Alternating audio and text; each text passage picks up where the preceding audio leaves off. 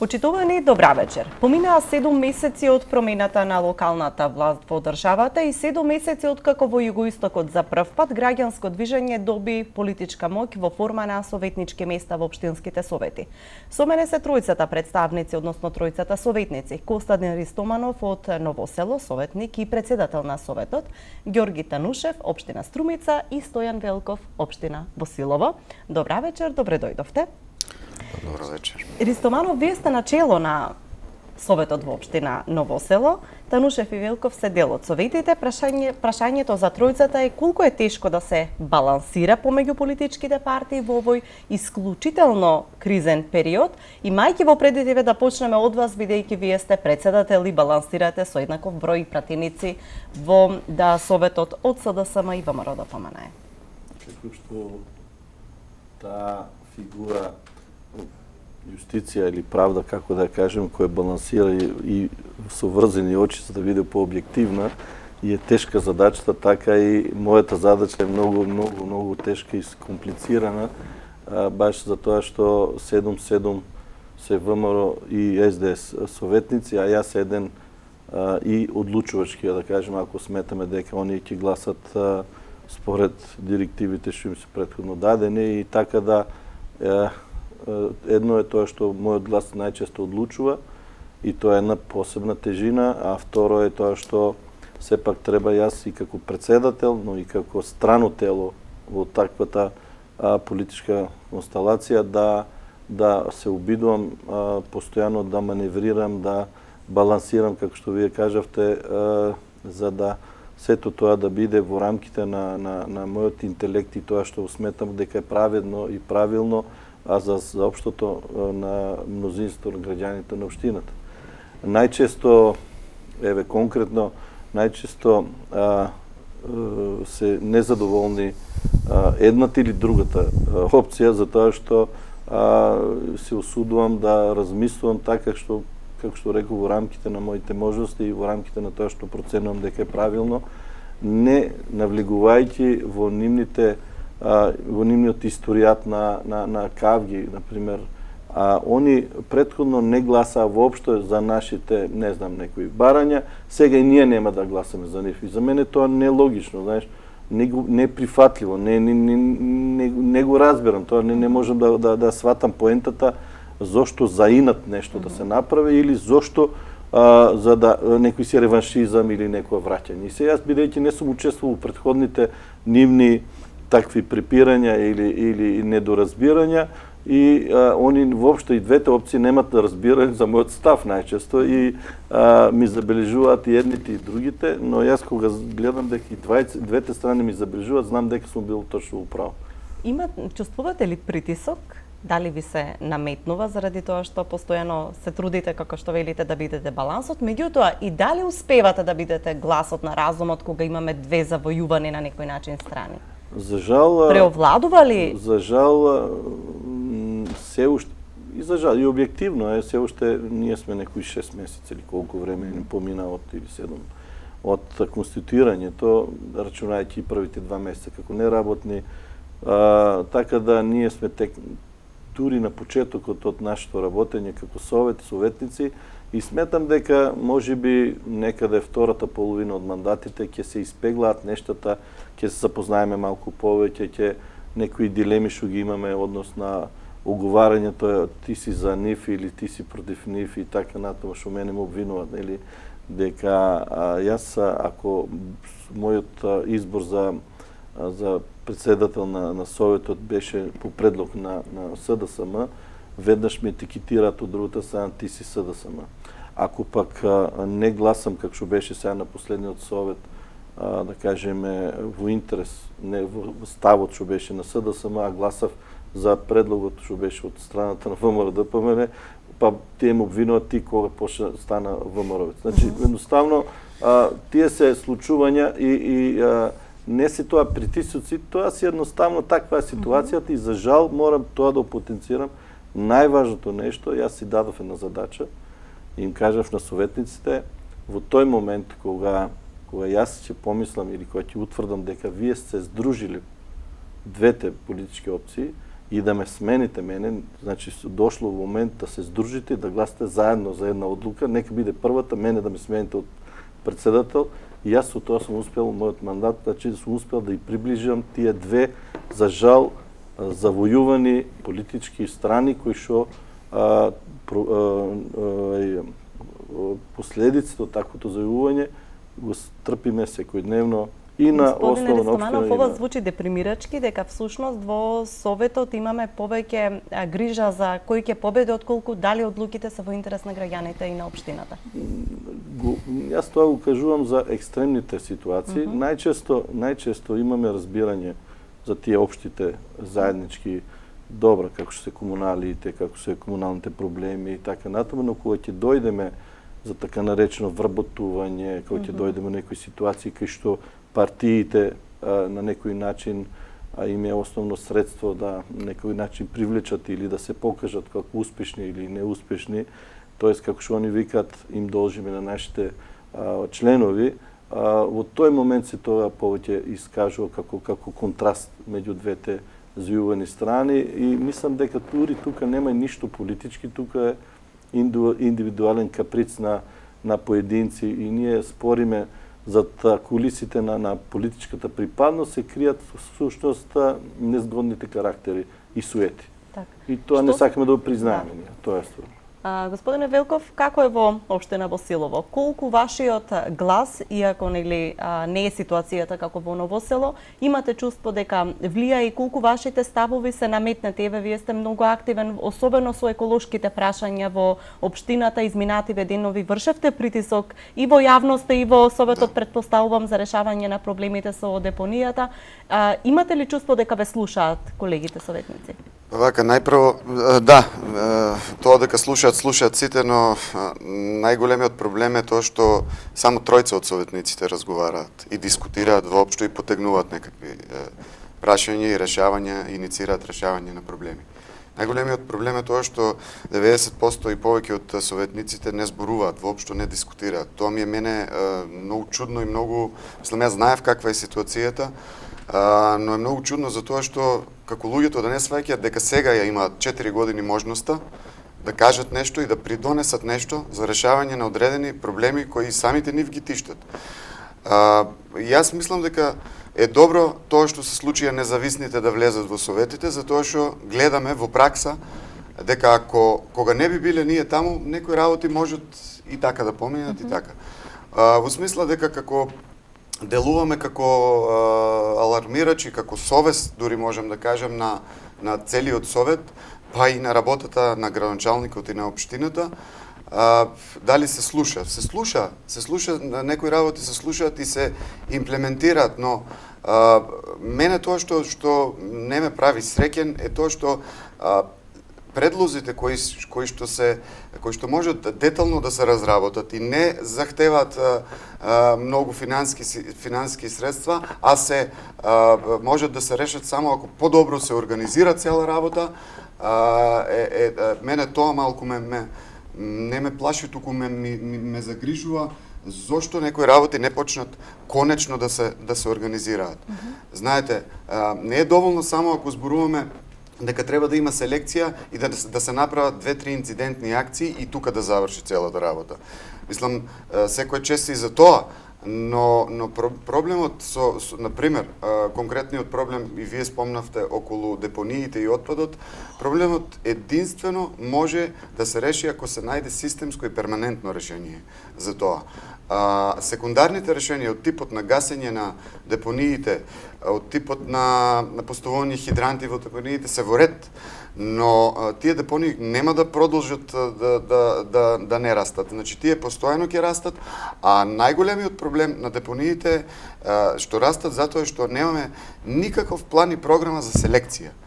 Кога би имале план и програма за селекција, кога би се свртеле сите сили кон тоа, јас мислам дека за овие наши 4-годишни мандати, до крајот на нашите 4-годишни мандати, и така ако ќе има видливи резултати во врска со селекцијата. Јас стварно не знам што е толку тешко и на јавните овие, како се викаат, социјалните мрежи, истото прашање го поставувам. Како е можно да не сме до таму стасани со умот, кога гледаме дека во западните земји, еве како пример нив ги земаме, нели, затоа што тие многу добро се снаоѓаат со селекција и рециклирање на отпадот, како е можно ние толку ли сме неспособни да направиме една организација да се донесе еден план и програма за селекција, и како што е за многу работи имат луѓето, граѓаните да имаат обврски да ги извршуваат, па нека биде и тоа. Како е можно до таму да сме стасани, да не работиме за наше добро? Нели сваќаме дека ако пластичните шишиња и сет друг отпад што се селектира, можеме да го однесеме во откупни пунктови што ги има во Струмица, нели сваќаме дека така ќе се намалат депониите и дека така ќе дадеме помалку гориво на депониите кои постојано се палат? Дали се палат сами од себе, што е можно, или ги пали некој друг, нели тоа е во моментот сега ирелевантно затоа што постои проблемот. А како е можно Сметате ли дека имаат капацитет малите општини како општина Босилово или општина Ново село да се справуваат со оглед еве дека градоначалникот спомна дека комуналното предпријатие е во огромни долгови? Се разбира, значи тоа што комуналното предпријатие е во долг, тоа е вистина, но поголема вистина е тоа што зафатот што треба да се направи, ако треба се оддели сектор за селекција во комуналното, тој сектор за селекција ќе се биде сам одржлив сам од себе. Сите знаеме дека отпадот чини пари. Сите знаеме дека има огромни фирми по светот што работат и откупуваат отпад за да произведат енергија за рециклирање, да потоа да се направат други материјали, нели, од рециклираниот материјал и така натаму, а не се доаѓа до ситуација да се спроведе тоа. Мислам дека, така да кажем, селските општини се дури погодни за воспоставување на тој систем. Затоа што не се гломазни? Да, затоа што немате, сите имаат дворови, луѓето се познаваат, може добро да се организираат малски и така натаму, додека во градовите, зградите и така натаму може да биде покомплицирано, но и тоа не е проблем. Мислам дека може најпрвин да се направи, тоа сме сега во план и подготовка правиме за програма за селекција, која треба на комисијата да се усвои, да се доразвие и на советот да се донесе. Мислам дека е можно најпрвин како пилот проект да се почне доброволци, луѓе кои што навистина им смета ако се става цел отпад на едно место, да се селектира и да се најде човек, односно комуналното предпријатие да распише оглас, да се најде човек дали со собствено средство или со средство од комуналните предпријатија или со превозно средство од комуналното предпријатие после работно време да може да ги собира сет селектиран отпад и да ги носи во откупните пунктови. Дали го дадовте овој предлог и како реагира во советот и градоначалникот на таа идеја? Јас постојано, значи уште самото доаѓање зборувам за тој проблем. Сега кога ние дојдеме, како што вели нашиот народ, коса до носа, работата има поголем прием, затоа што вчера баш имавме седница и зборував за тоа. Има поголем прием на тоа, посериозно се сваќа веќе работата дека треба и да се почне со селектирање. Видете, за мене лично, ако еден предлог држи вода и ако се фрли на маса и ако се дискутира за тоа, нема никаква причина зошто да не се работи на тој случај. Ако за мене лично се бави работата, јас можам да кажем дека има некакви проблесоци, некакви размислувања, некакви во таа насока, но ако ни е тоа најголем проблем во моментот актуелен, кој го имаме сите, не ми е јасно како не може, како до сега не се фрливме на решавање на тој проблем и поконкретно да се разработат нештата. Значи има некои помрднувања, како што кажав, во таа насока. Битни сме ние што влеговме да бидеме некаков еколошки глас, така да кажам, и да сме практично контролори на одредени работи кои досега минувале, а сега знаат дека веќе има луѓе што објективно и транспарентно зборуваат за сите проблеми. има некои поместување, но сепак не можам да кажам доколку не се почне со решавање еден одреден голем проблем, не можам да кажам дека е почнало во таа насока во која ние сакаме да се случуваат нештата. Така. Господине Танушев, вие сте дел од Советот на општина Струмица веќе 7 месеци. Колку се чувствувате како придвижувач на некои промени, како човек кој што притиска, не знам, за поголема транспарентност или за актуализирање на одредени проблеми за кои што можеби не се доволно гласно зборуваше ниту во јавноста, ниту во медиумите, ниту помеѓу себе во советите? Па, моја перцепција е дека значајно придонесувам со оглед на тоа што секогаш по однос на сите точки кои доаѓаат на дневен ред активно учествувам, значи си го давам мислењето, јавно го кажувам тоа, претходно се спремам, значи барам податоци, гледам, компарирам и факт е дека има помраднувања, барем во делот на транспарентноста, кај сите чинители кои што ни дават информации, дека се променат и малце работиме на подобро. Еве пример чист.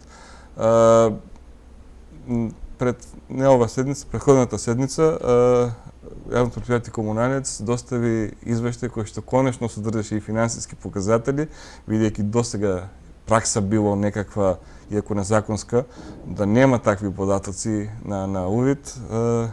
Со притисок, значи ни требаше 4 седници поред да се расправаме на таа тема. Конечно добивме и факт е дека изгледа супер.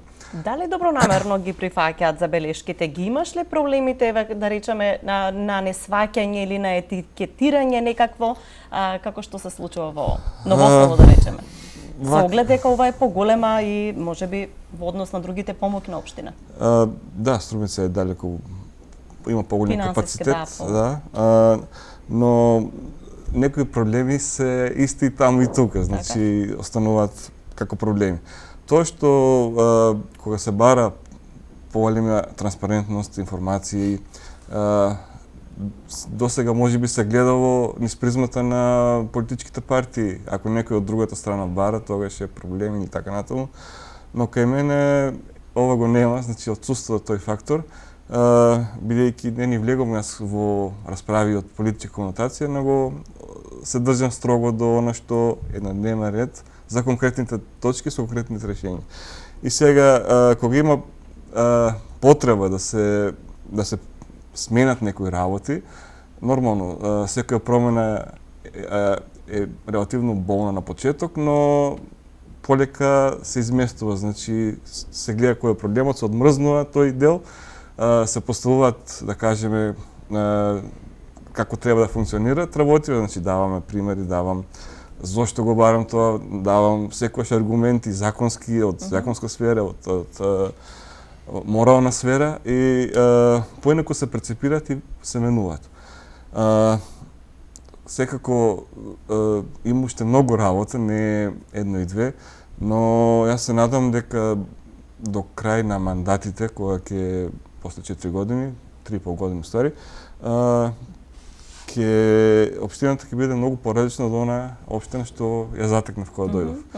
Сметате ли дека, еве ова е прашање, нека биде за тројцата, дека ќе има многу посилна поддршка за граѓанските движења во следните избори, да можат многу повеќе луѓе да влезат како трета опција која што ќе балансира помеѓу двете поизразени политички партии кои што имаат голем број советници? Сметам дека она што сега ние го правиме, граѓаните ги гледаат седниците како се случуваат и кој што прави и како прави, дали зборат воопште или не зборат.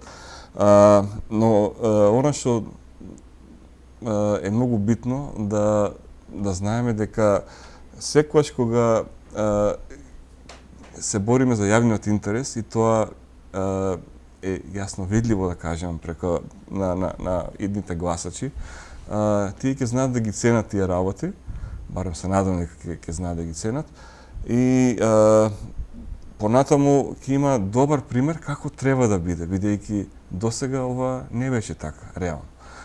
Многу од иницијативи кои што можеби би поминале така, не знам, еве, например, ово со площадот што требаше да се гради музеј, официјално добивме известување дека нема да има музеј. Фрапирачко за мене лично во целиот случај беше тоа што само јас имав поднесено официјална приметба, забелешка за... И на јавната расправа бевте двајцата и двајцата зборувавте. Но зборам дори во анкетните листови само јас имав дадено 3 забелешки, никој друг од цела Струмица немаше дадено, иако имаше револт на социјалните мрежи, но формално правно не се артикулира. Значи тоа беше многу чудно за мене. И тоа не треба да е така ствари. Треба луѓето да бидат по-храбри, да се ги искажуваат и формално правно мислењата. Бидејќи еве како што гледаме, успеавме, значи јавен интерес по мене беше ова да не биде така и сега нема да биде така. Да. Сметате ли вие, Рестоманов, дека следните локални избори ќе има повеќе советници од граѓанските опции во Советот еве на општина Ново Село? Логично би било врз основ на успехот на локалните избори. Граѓанскиот активизам зеде многу места, советнички места во целата држава, но да не забораваме дека тоа го знаат и политичките партии и очекувам они да минираат секој движење сега на идните избори, затоа што да бидат повнимателни. Ќе бидат повеќе внимателни, тоа се очекува, треба сите да сме свесни за тоа нешто.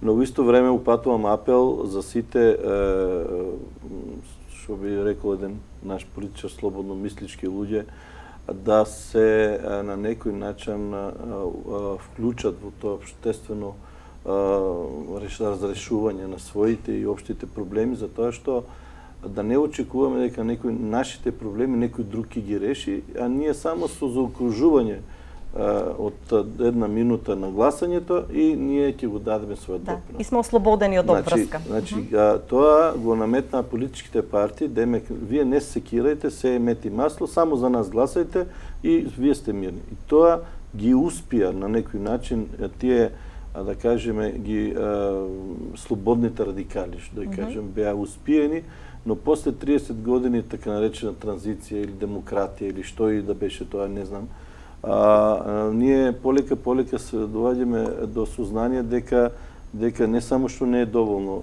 за окружувањето, туку мораме и директно да се вклучиме, како што ние се вклучивме во така наречената политичкиот ангажман заради тој фамозен рудник на смртта што ние го прогласивме, каде што ни дојде коска до коска ножот што се вика, па моравме да се појавиме од никаде.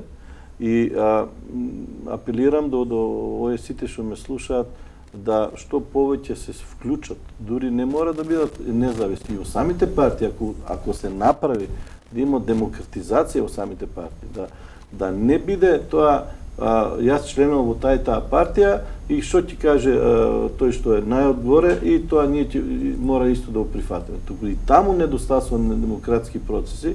И ако не се задоволни луѓето, а сигурно се незадоволни, очекувам многу незадоволници да минат во други политички партии или да се појават во разни независни издруженија. Затоа што нема кој да не заврши работа ако ние сами не си се фатиме. И ако дозволите само уште едно да не ми мислата однос на процесот на решавање на проблемите однос на ѓубрето. Значи има еден процес кој што почнува вака, за да почне некој проблем да се решава, прво ние треба да го видиме од тоа проблем. Еве, јас слободно можам да кажам дека огромен дел од граѓаните, што заради своите економски проблеми, што заради тоа што не се едуцирани, што заради недостаток на информации, они не го гледаат ѓубрето како или отпадот или загадувањето, го гледаат како проблем. Тоа е прво една работа. Значи прво треба да се детектира, да видиш дека тоа е проблем. А ти го видиш ако ти пречи. Значи треба нешто да ти засмета. Трето, треба во ист момент да се јави и идеја дека тоа може да се реши. Кај нас во Советот, кај што јас сум таму и советник и председател на Советот, кога се искажува една идеја, мнозинството не ја прифаќа затоа што не верува. Прво не ја стави на топ приоритети на решавање, не ја стават. Второ, мисля дека има нешто поважно. Второ, мислат дека тоа не е рештив проблем. Да, тоа е често. Тоа е најчесто и Ќе најдат 100 начини како да не се реши проблемот, наместо да се зафатиме да почнеме од малку да решиме. А најважно во сршта на проблемот е тоа што тоа е за нив прв пат. И кога се судрат луѓето со некој проблем кој прв пат се дискутира, они се скептици бидејќи не заразбрали и не виделе пример позитивен дека тоа може да се реши. Еден пример, една општина да направи позитивно поместување у тој правец, да покаже како треба селекција, како треба од дома да си го чуваме ѓубрето, како ние сите да допринесеме, тоа е како тој експериментот со мајмуни. Сите после ќе мислам дека треба еден ентузијазам кој што баш независните луѓе ќе внесат таков еден ентузијазам и еден оптимизам, бидејќи во партиите јас мислам дека се угушени таквите идеи. Не дека нема луѓе таму со идеи, не дека нема луѓе таму кои што размислуваат, виделе како, но самата поставеност во партиите е така поставено да ако идејата не иде до лидерот и од таму да протече, нема таа поврата спрега, нема. И за тоа мислам дека независните треба да бидат повеќе охрабрени и повеќе да влијаат и самите партии да почнат да ги копираат идеите и да ги не е важно кој ќе ги реализира, важно да иде да има придимност. Од една страна вистина е тоа дека можеби политичките партии би вршеле повеќе притисок на следни локални избори, но од друга страна во малите општини каде што секој се познава и сечи активизам доаѓа до видливост токму поради тоа што сите се познаваме едни со други. Сметате ли дека може да има многу поголем одзив и да има повеќе независни советници во следниот состав?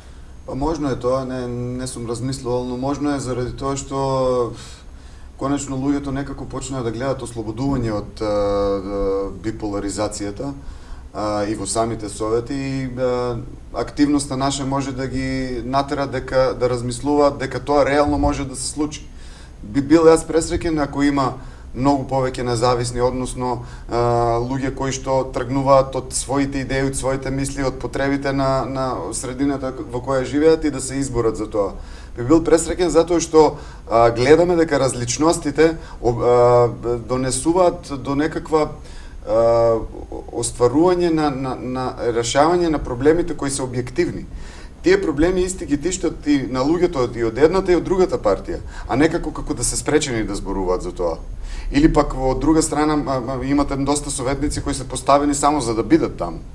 Мислам дека со нашиот влез тоа веќе јавно го кажуваме и луѓето ќе го сватат тоа, иако досега нели се знаеше, но тешко е да се каже дали ќе има повеќе или не. Се надевам дека ќе има повеќе и се надевам дури ќе има повеќе други опции кои ќе тангираат не само ние првенствено имаме еколошка агенда, да кажеме.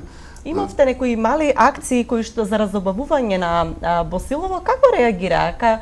Дали ви се придружуваа, на пример, граѓани кои што забележуваа дека вие се ангажирате? Позитивното целата од тие акции е тоа што увидовме дека луѓето на вистина сакаат, на пример, собравме во првата акција се собра околу 12-13 со куп големи тракторски приколки на 5 амбалаже, ова пластични шишиња. И гледаме дека луѓето доаѓаат и ги оставаат, просто ги собирале дома, сето со желба, оние нели кои што размислуваат дека ова е загадување, со желба да се решат само тој проблем кој што знаат дека ќе заврши во депонијата и ќе гори и ќе го дишеме. Значи, не можам да кажам дека 100%, не можам ни 50%, но гледам дека 10-20%, можеби и повеќе од луѓето имаат желба тоа да се спроведе, но само треба некој да ги организира. Значи, ќе има, се разбира дека има, нели, велиме има разни луѓе, ќе има отпори и во таа насока, но ако ние како општини се насочиме сериозно да го решиме проблемот, може да го решиме, затоа што се повеќе и повеќе луѓето сваќаат колку значи загадувањето од комуналниот отпад. Се повеќе и повеќе се освестуваат луѓето и во други насоки од што се од еколошка природа. Бавен е процесот, но со наше иницирање на проблемите, а со вклучување на граѓаните исто во проблемите кои нив ги тиштат, може да се реши. Што сакам да кажам? Ако некој е одредено мало, има одреден проблем со, например, со истечни води. Ако тоа мало, јас често зборувам на луѓето, ние на маса може да зборуваме, ама тоа не значи ништо. Официјално никаде не сте поднеле документ. соберете се едно мало и јас лично како советник ќе се залагам да се реши тој проблем. Друго е кога имате 10 семејства кои ќе се потпишат на еден лист, тоа се веќе 50 луѓе кои политичарите можеби си ги гледаат, нели не можеби, туку најверојатно ги гледаат и како гласачко тело. Друго е кога ќе имате 50-100 луѓе кои ќе сакат да се реши еден проблем, а друго е јас само кога ќе го кажам на совет тој проблем.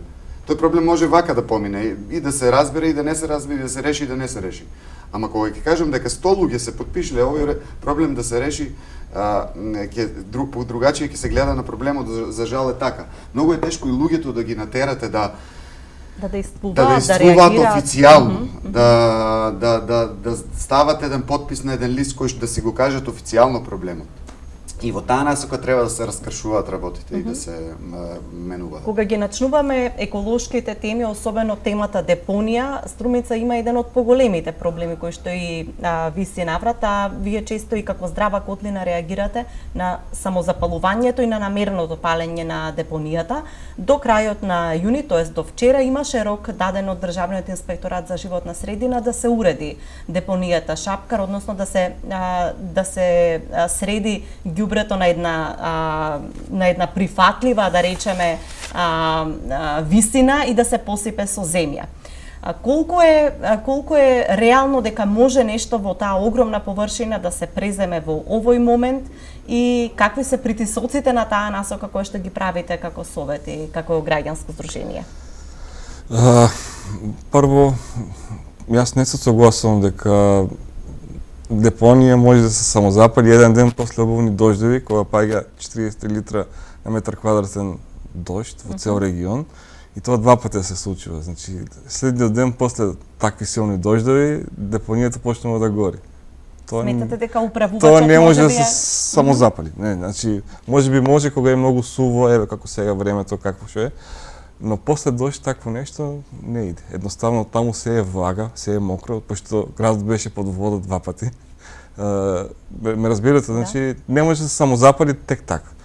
Мислам дека проблемот таму е со директно палење, што не носи на следно ниво на проблемот, кој ја контролира депонија таму, бидејќи законски никој не може да влезе туку така внатре, оградено е, има луѓе чувари, па има и видеонадзор, колку што знам јас. Но сепак, ете, сведоци сме дека се случува. Друга работа е тоа што кога Државниот инспекторат за животна средина беше во контрола, во наша пријава, и ги утврди работиве што сите ги знаевме претходно, значи точно се знае дека треба да има ред, да го речеме, постава на отпад, па 30 до 50 сантима земја и се така редовно. Проблемот е кога не се случува тоа и тогаш доаѓа до тоа групирање на поголема количина ѓубре и со тоа и можност за самозапалување. Значи, реално се случува такво запалување, но при одредени услови.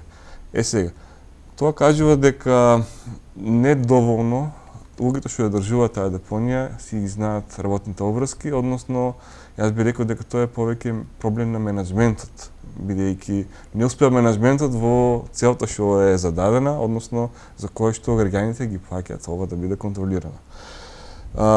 Шапкар е привремена депонија, значи не е официјална депонија. А не е привремена? А реално е притрајна, ајде така да кажем. Секој привремено решение кај нас веќе со години е притрајно решение. И уште пострашно е кога Шапкар се пали цела котлина, значи ние то имаме мониторинг, го гледаме, јасно е видливо са бајле кога се гледа облаците кои доаѓаат од Добрашинци, посебно ридовите над Струмица, тоа перфектно се гледа. Има дури од повеќе агли, од Велјуса имаме мониторинг, значи јасно се гледа дека проблемот е видлив. Како ќе го решаваме? Поголемо прашање. Сега, знам дека државата е во преговори со ЕБРД за градење на регионална депонија каде што отпадот од југоисточен плански регион, значи 10 општини во југоистокот плюс Вардарскиот плански регион, таму се уште не знам, уште десетина можеби, ќе треба да го депонираат ѓубрето во Шапкар, кај Добрашинци. Ние зборевме со консултантите на ЕБРД, значи имавме сесија каде што ги прашувавме, а тие не прашуваа нас, и видовме дека самиот проект не предвидува конечно решавање, него предвидува само собирање од планските региони, транспорт на ѓубрето и депонирање како одлагалиште во Шапка, што според нас не е доволно, бидејќи не е заокружена целата слика, односно она што ќе се случи само целото ѓубре ќе се собере на едно место Од поголеми и ќе го имаме проблемот мултиплицира многу пати. Според нас тоа треба да има конечно решение каде што тоа ѓубре безбедно ќе се уништи, независно дали се прави тоа со инсинератори кои што еколошки нема да испуштаат емисии во воздухот или на некој друг начин, но не вака само да се состава тука и да се чека што понатаму.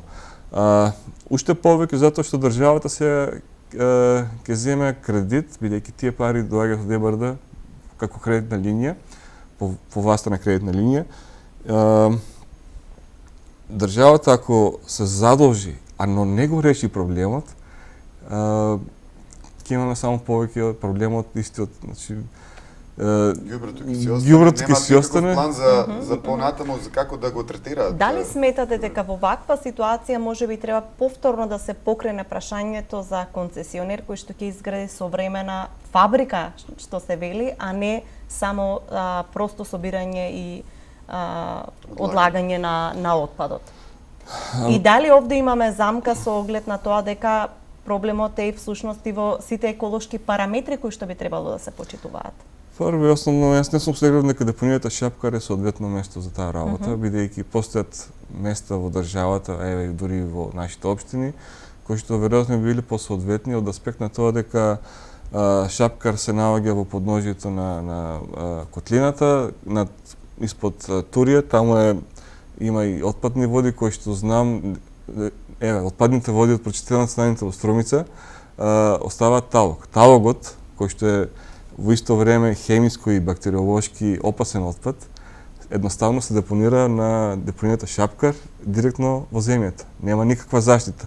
И тие хемикали и тој микробиолошки материјал продираат во подземните води, а Турија, сите знаеме, е во непосредна снабдувачна вода, да. И но не е само тоа кога се запалува целата котлина, таму бидејќи ружите на ветрови дува, го разнесува тој опасен канцероген чад на секаде. Мислам дека веројатно има и подобри солуции од локацијата која што е предвидена. Инсистирате ли на некоја широка дебата на која што би можеле да се понудат повеќе предлози за да се најде решение за овој регион за депонија? Знам дека и мислам дека и градоначалникот на Струмица не се согласува со ова што сега е предлог, бидејќи тој ме информираше дека исто ги видов работиве и размислува дека можеби нема да го реши тој проблем, што е така уствари.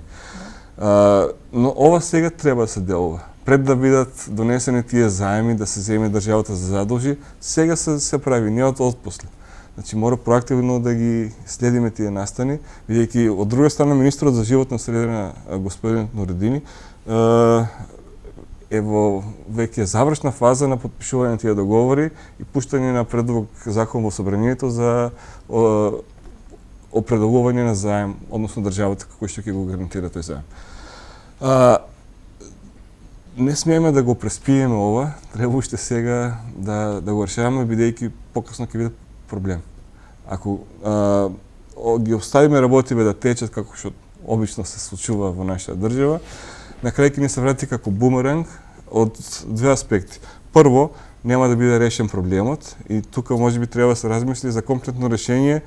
Мислам, мора да се размисли за комплетно решение, инсистираме на таа работа, независно дали тоа го прави концесионер или како и да е.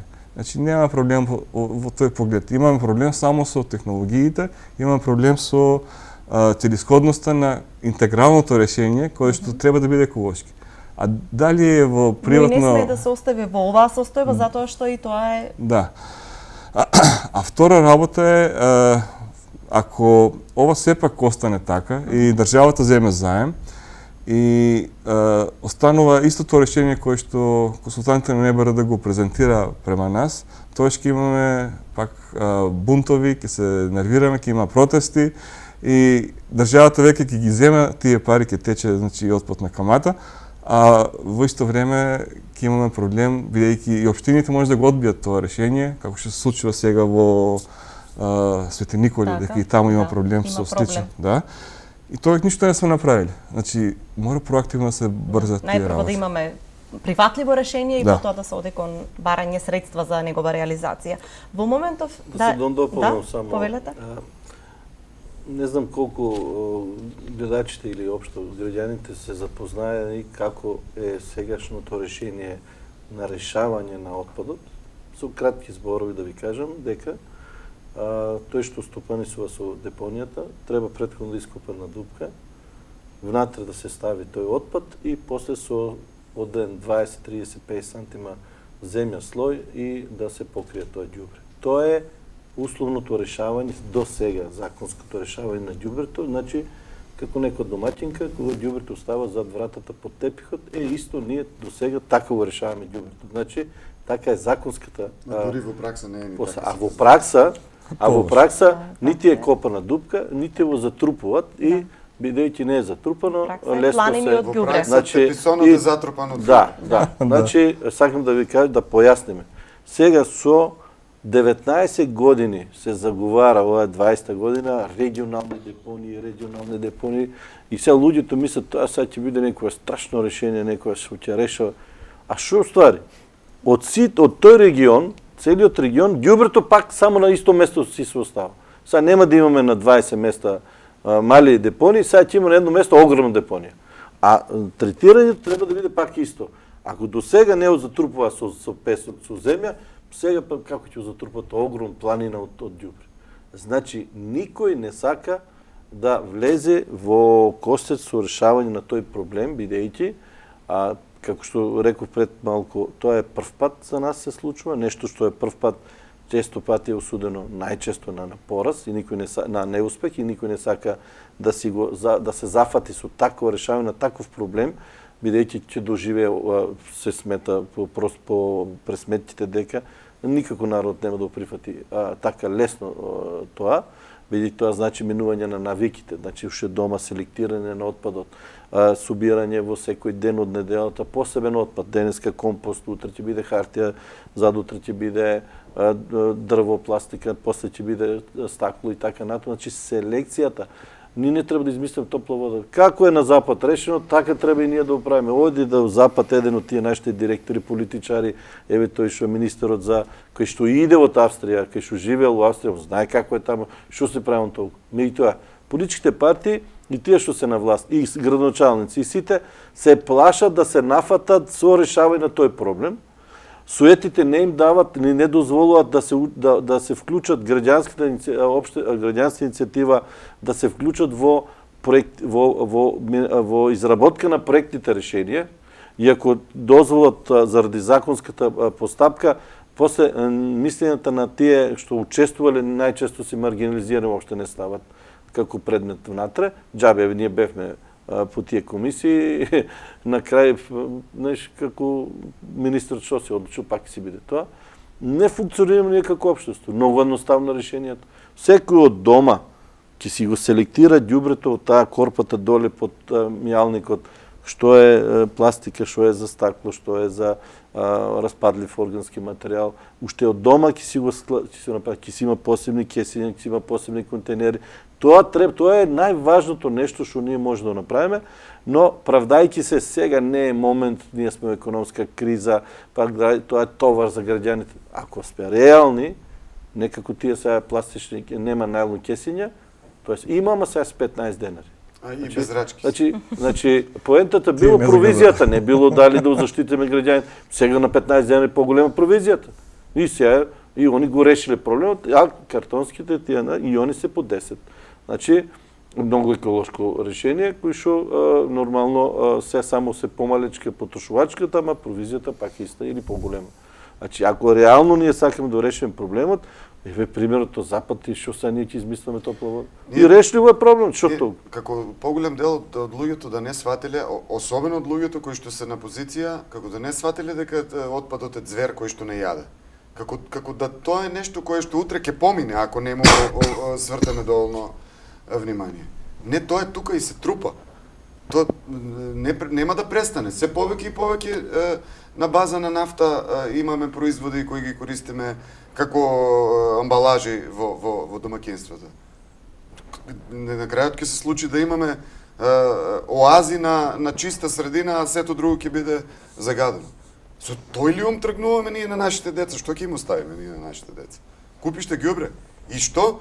Само заради тоа што мислиме дека не е моментот, мислиме дека тоа тешко ќе се изведе. Па секоја работа се разбира дека секоја огромна работа, огромен проблем се почнува со решавање со мали чекори и не може да очекуваме ние толку време со тие навики и менталитет да се смени. Да се почне со треба реакција. Да се почне. Да. Дајте да бидеме пионери во нешто, тоа го зборуваме на Советот. За 19 години. Дајте да бидеме први во нешто, како што спомна Дине. Да бидеме пример за нешто. Да. Еве, чисто да дополнам, Комунарец најави дека ќе почне со селекција, значи имат посебна програма на доброволна основа и тоа е одлично, но она што фали е промоција, значи луѓето треба да го зборат тоа, да се убедат, да видат и јас би бил пресреќен доколку ова почне барем мала критична маса, не знам, неколку илјади луѓе да почнат да го прават тоа, ќе има промена. И таа промена ќе придонесе за уште поголема промена, бидејќи сите еден од друг ќе гледат, тој што селектира и тој што не селектира, ќе има социјален притисок фактички и на крај на ден ќе почнат евентуално сите да го прават тоа и еве сме решиле мал дел, но значаен дел, бидејќи можеме пластиката ја изфрваме од депониите, не може да гори таму, од друга страна може да се рециклира, или да добиваат луѓето пари за таа работа, значи има повеќе бенефити. Да. Може да се почнат да се применуваат добрите применуваат. практики, И супер тоа што еве Комунарец почна, но мора да се промовира многу поагресивно. Да се извлече до крај целиот процес. И најважна е едукацијата за 19-20 години. Да имаше некоја идеја, некој да реализира, да дозволеа општините или да ги замолеа таквите еколошки организации да идат у градинка, у школо, на децата еднаш во месецот да им промовира, што значи децата се сунгер.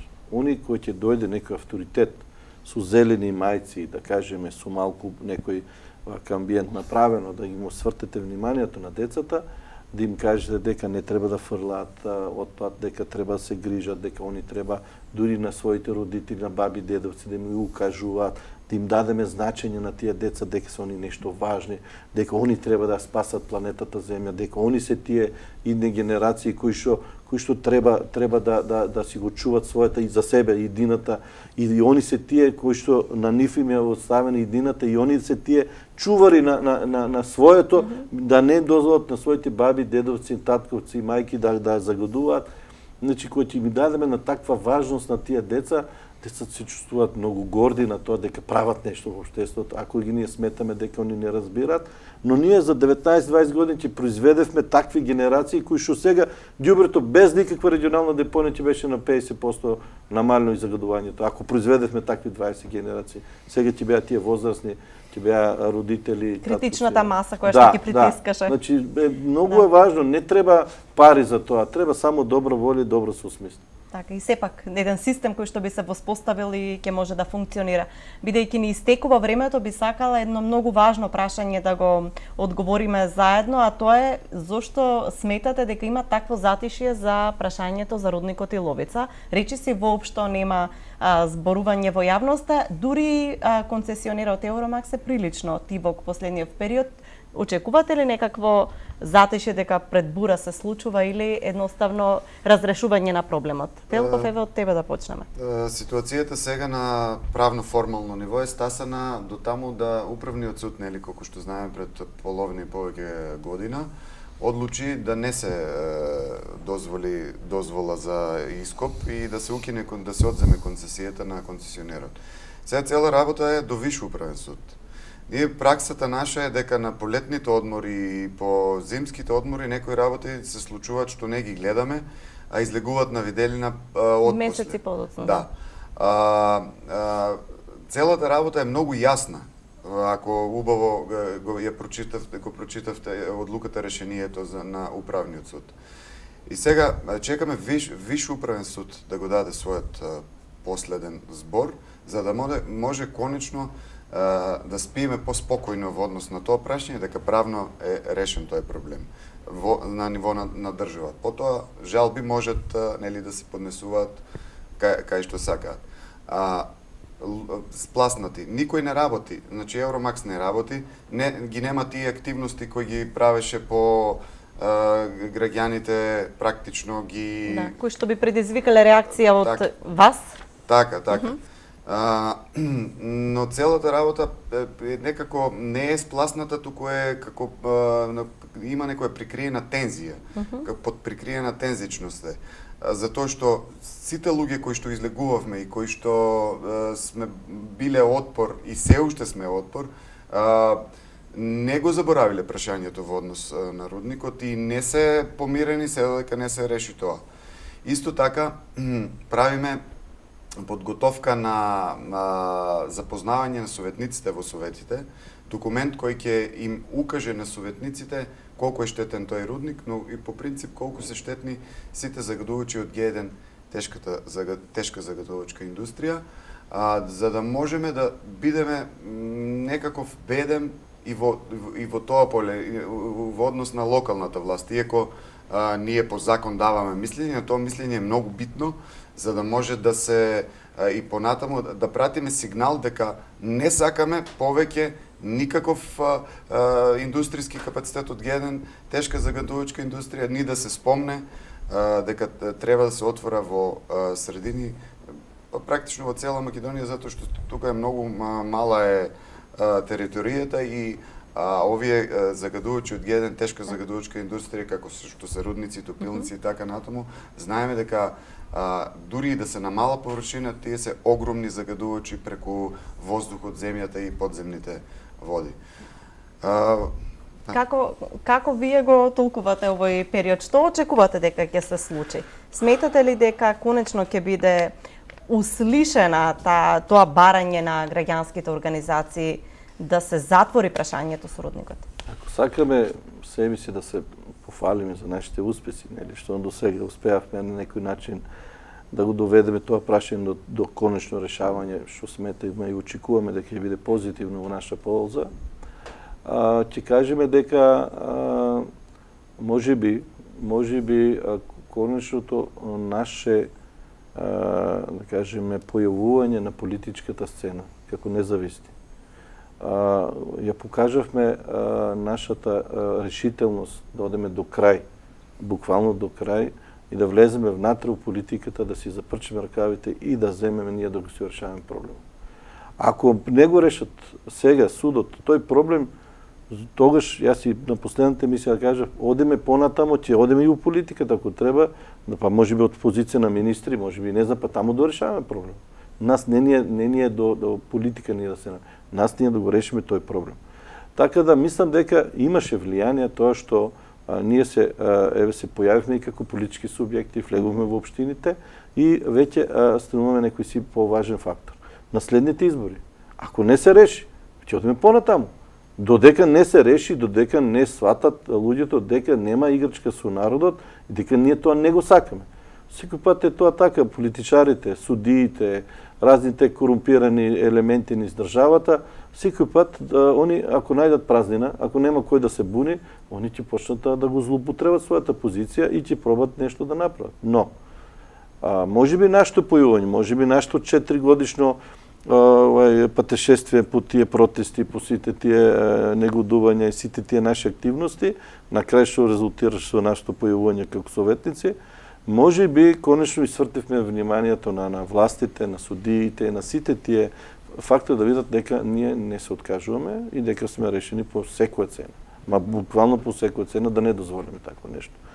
Но ова затишието сега, мислам дека се работи повеќе за политичко поентирање. Обично обично никој не сака да се истроши куршум на празно, нели? Чекаат Што е логички. следни Чекаат избори? некои да следни избори, тоа е моето логично. Добро. Но има, што би рекол Ѓорѓе, испод мира 300 вира, значи не треба да бидеме и наивни дека на толкова компанија, дека така лесно ќе се откаже од тој профит и дека они немат и план Б, и план С, и план Д и така натаму, и дека они веќе нема план. Ева и слушам гласови дека за 3 години они повторно ќе се врателе, повторно ќе работат конечно, можеби алудираат на промена на власта и така натаму, што е можеби нивно право, нели да, но сепак јас мислам дека кој да дојде власт, населението се од ден на ден се повеќе еколошки свесно, знае какви се проблемите, знае оти тоа е самоубиство, ако дозволиме ние такво нешто, така да не е важно кој ќе дојде власт, поготово на големата сцена, да кажеме, кај се одигруваат едни по-големи поместувања, имајќи обзир Брекзитот во Европа, кај што влијанието на Англија се помалку Европската унија, но не може да забораваме трафигура Франција, па они преку Швајцарија може да влијаат и така натаму. Така да тоа проблемот е и од локално ниво до едно највисоко ниво и таа спрега ние треба будно да ја следиме, но најважен фактор сме ние тука. Они што сакат нека се договарат, они можат што сакат да планират, но ние жителите кои што живееме тука, ние сме тој последен фактор кој што одлучува дали ќе има или да нема. Што сакат нека прават, ние кажавме рудник нема да има. Танушев, вашето мислење? Мислам дека активно лобираат. Свесен сум, имам информации дека на повеќе места позадински имаат операции. Сметам дека тоа затишје што е вака привидно е оствари многу бучно. Од друга страна, проблемот не може да се врати на тие почетни позиции, по неедноставно бидејќи пресудата, последната пресуда на Управниот суд, таксативно ги наведува сите правно-формални механизми споредби со законот и фактичка ситуација каде што нема никаков маневарски простор за различни толкувања или за врзване. Тоа што ние го зборевме од првиот ден, практично е преточено таму и тоа е вистината. Друга страна е што има уште една концесија која што треба да се одземе, веќе таму се влече екстра 4 години. Значи, Иловица има 2 концесии, првата е одземена, но има и втора. Јас не знам зошто уште ги чекаме, но очигледно државата, односно законот за едни концесионери е едно, за други ги остава вака, непречено да терат многу време. Би дополнил само тоа што го каже Столе, дека не само тоа што ќе ги запознаеме советниците во нашите општини за опасностите кои што доаѓаат со рудници и воопшто Г1 класа на загадувачи, него и ќе предложиме пропис од локален карактер, кој што ќе има предефинирано мислење по однос на секоја нова иницијатива или тековна иницијатива, каде што се бара мислење од локалната самоуправа по однос на иницијатива за металични минерални суровини, односно рудници кои што би може да искаснат во текот на овие години, односно во иднината. Значи, ова би било задолжително автоматско мислење, доколку се изгласа на помине во советиве. Чисто ќе бидеме многу и транспарентни однапред, да знаеме дека стратешки гледано во нашите општини нема никаков простор, ниту најмал, за отварање на било какви рудници кои што ќе таргетираат металични минерални суровини, кои што воедно се најголемите загадувачи од класата на рудници.